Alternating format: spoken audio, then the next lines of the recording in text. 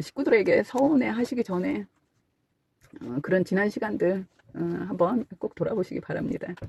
특히나 아버지들이 자녀나 배우자와 소통이 안 돼서 고민하시는 분들이 계십니다. 그동안 먹고 사느라고 바깥일 하느라고 치여서 내가 가족을 돌보지 못한 것 같아서 어느 날 각성을 한 거죠. 이대로는 안 되겠다. 내 가정을 지켜야 되겠다라는 생각이 들어서 내가 식구들과 좀 잘 지내보려고 하는데 식구들이 거부를 하는 그런 느낌, 이미 내게서 많이 멀어진 그런 느낌이 들 때요. 우리가 가족이기 때문에 너무 편하게 허물 없이 그 순간순간의 감정을 여과 없이 다 보여주다 보니 내가 의도치 않은 상처를 줬을 수 있거든요. 보통 남자분들 사회생활하면 그렇죠. 주변에 기센 사람, 나보다 능력 좋은 사람, 까다로운 사람 다 있습니다. 내가 이렇게 잘난 사람들 사이에서 살아남기 위해서 버둥거리는 거죠. 그러면서 열심히 살았습니다. 근데 또 그 안에서 스트레스가 분명히 쌓이죠. 어떻게 인간이 없겠습니까? 중요한 건요, 일과 가정의 분리는 중요합니다. 일하는 곳에서 쌓인 스트레스는 그 안에서 풀려는 노력해야 하거든요. 그런데 지금까지 보통의 우리 아빠들, 아버지들은 그게 잘 안 되기도 했던 것 같아요. 그리고 보면 엄마들도 마찬가지입니다. 엄마들도 시댁이나 그런 어떤 외부적인 스트레스가 왔을 때 이걸 혹시라도 자녀들에게 또 남편에게 사실은 내가 그 지키고 싶은 사람들이지 않습니까? 제일 소중하다고 하면서 제일 함부로 하고 있었을 수도 있어요. 그런데 이게 내 안에서 나오는 어떤 자격지심이 컸을 때요. 이걸 가족들한테 푸시는 분들이 계십니다.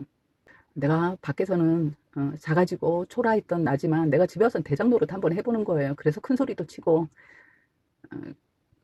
그런 과정을 통해서 자신의 존재의 가치를 스스로는 확인받는 겁니다. 자신의 떨어진 그 자존감을 올리기 위한 과정이 될 수도 있습니다. 그렇지만 본인은 그렇게 회복을 하는지 몰라도 그 가족은 상처를 받지 않습니까? 가족이 괜히 가족이야? 가족이 당연히 내가 이렇게 밖에서 힘든데 힘들고 고생하는데 그 정도도 못해줘? 이렇게 생각하실 수도 있습니다. 그런데요, 음, 힘들면 나 힘들다고 안아달라고 아프다고 좀 봐달라고 이렇게 표현을 하셔야죠. 그런데 식구들에게 화를 내고 성질을 내면서 자녀들을 쥐잡듯 잡고 아내에게 화풀이 하는 거죠. 가족들은 모릅니다. 밖에서 얼마나 힘들게 일하고 왔는지, 무슨 일이 있었는지, 상사에게 당했는지, 아니면 더 어린 후배가 상사가 되어서 그 스트레스가 어마어마한지, 이런 걸 가족이 무슨 수로 알겠습니까? 식구들은 그 밖의 일을 모르기 때문에 지금 당장 눈앞에서 내게 화내는 남편, 아빠밖에 안 보이는 거예요. 우리 때문에 아빠가 남편이 화를 내고 있다고 생각하거든요. 그런데 본인들은 억울하지 않습니까? 잘못한 게 없거든요. 그런데 화를 내고 있어요. 그러면 아빠는 늘 화내는 사람, 성질내는 사람, 그냥 못된 꼰대가 되는 겁니다. 습관적으로 지금까지 식구들에게 퉁명스럽게 하고 화를 내는 게 버릇이 됐다면요. 하는 순간 이건 의식적으로 가지고 있어야 합니다. 의식적으로 내가 노력하지 않으면요. 이건 내 몸에 질이 든 거기 때문에 하루아침에 절대 못 고칩니다. 그래서 그냥 생긴 대로 살래. 생긴 대로 사셔도 돼요. 그렇게 살다가 자녀들이 성장하고 독립을 하고 그리고 나면 그 아빠를 보고 싶을까요? 그 부모를 보고 싶을까요? 아니요. 자녀들도 불행해집니다. 왜냐하면 자식이 부모를 멀리하는 건요. 사회적 죄책감이라는 게 분명히 있거든요. 윤리적 죄책감이라는 게 있습니다. 그러니까 결국 노후가 너무 외로운 노후가 될 수 있다는 거죠. 내가 내 스스로 가정 내에서 어, 왕따가 될 수밖에 없는, 고립될 수밖에 없는 환경을 만들어 놓고 이제 내가 좀 잘해보려고 하는데 식구들이 나를 안 봐줘. 아니 지금까지는 그렇게 폭군으로 살았는데 하루아침에 내가 잘해주려고 한다고 하면요. 식구들이 봤을 때는 그것조차 불안하게 볼 수도 있습니다.